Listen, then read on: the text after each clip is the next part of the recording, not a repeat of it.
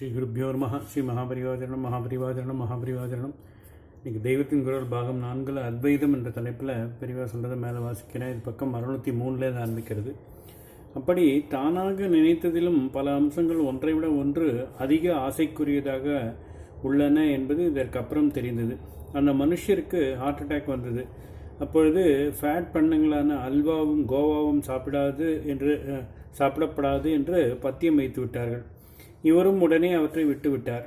தான் என்று நினைத்த உடம்பிலேயே ஹிருதயத்திடமுள்ள ஆசையால் வயிற்று ஆசை போய்விட்டது.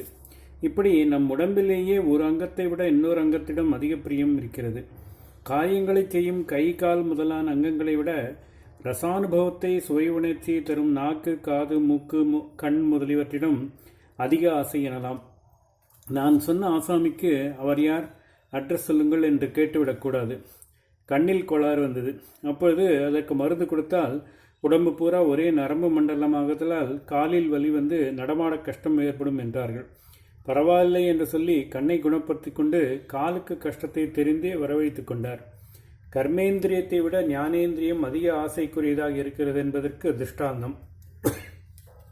இன்னொரு சமயத்தில் அந்த கண்ணே மங்கி போனாலும் பரவாயில்லை என்று உயிருக்கு ஆபத்து என்னும்போது ஏதோ ஊசி போட்டுக்கொண்டார்.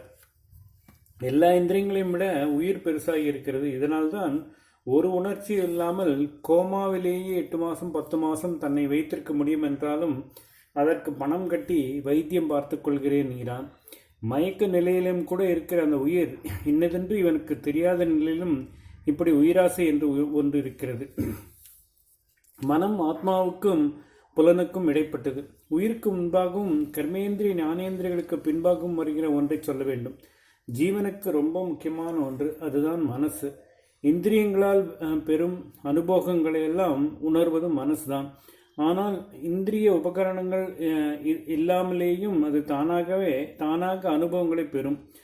பல தினசாக எண்ணி எண்ணி கற்பனைகள் செய்வதிலே சந்தோஷம் பயம் துக்கம் எல்லாம் படுவது பின்னே சொன்ன வகையைச் சேர்ந்ததுதான். ஒரு கல்யாணம் என்றால் சந்தோஷப்படுவது, ஒரு சாவு என்றால் துக்கப்படுவது, ஆவி சேஷ்டை என்று கேள்விப்பட்டால் பயப்படுவது, பக்கத்து வீட்டுக்காரனுக்கு லாட்டரி விழுந்தால் பொறாமைப்படுவது என்று இப்படி பல உணர்ச்சிகள் மற்ற இந்திரியங்களின் மூலமாக இன்றி மனசுக்கே டைரக்டாக உண்டாகிறவைதான். உயிரை பற்றி ஒரு மனுஷனுக்கு தெரியாதது போல மனசை பற்றி தெரியாமல் இல்லை. கர்மேந்திரிய ஆனந்தத்தை விட ஞானேந்திரிய ஆனந்தத்தை பெருசாக நினைக்கிற மனுஷன் அந்த எல்லா இந்திரியங்களின் ஆனந்தத்தையும் விட மனசின் தனித்த ஆனந்தத்தையே பெருசாக நினைக்கிறான். குடி கஞ்சா ட்ரக் என்று போகிறானே, அது எதற்கு? போதையிலே கண் தெரியாமல் காது கேட்காமல் வாயும் குளறிப்போய், அதாவது ஞானேந்திரியங்கள் எல்லாவற்றையும் ஹானி செய்து கொண்டு தள்ளாடி தள்ளாடி நடந்தபடி, அதாவது கர்மேந்திரியத்தையும் ஹானி செய்து கொண்டு ஏதோ ஒரு சாக்கடையில் போய் புரளுகிறானே, தன்னையே பட்டேர் என்று அடித்துக் கொள்கிறானே. எதற்காக? தனக்கு ரொம்பவும் பிரியமான சரீரத்தை இத்தனை கஷ்டப்படுத்திக் கொள்வது. அந்த போதை நிலையில் மனசிலே இவனுக்கு ஏதோ ஒரு ஆனந்தம் தெரிகிறது. அதற்காகத்தான். கர்மேந்திரிய ஞானேந்திரியங்களை மட்டுமின்றி அறிவிக்கை இந்திரியமான மூளையும் அதே நிலையில் பறிகொடுத்து விட்டு இவன் தேடிப்போகிற ஏதோ ஒன்று மனசின் ஆனந்தம்தான். கவலைகளை மறக்கணும், மனசு சந்தோஷமாக இருக்கணும் என்றுதான் மற்ற இந்திரியம் மூளை இவற்றில் உள்ள அதீத பற்றியும் விட்டு ஊர் அவமானத்தையும் வாங்கிக் கொள்ள தயாராக போதை வஸ்துவில் போய்விடுகிறான். சரி, பழைய கேள்வியே மறுபடி கேட்கிறேன்.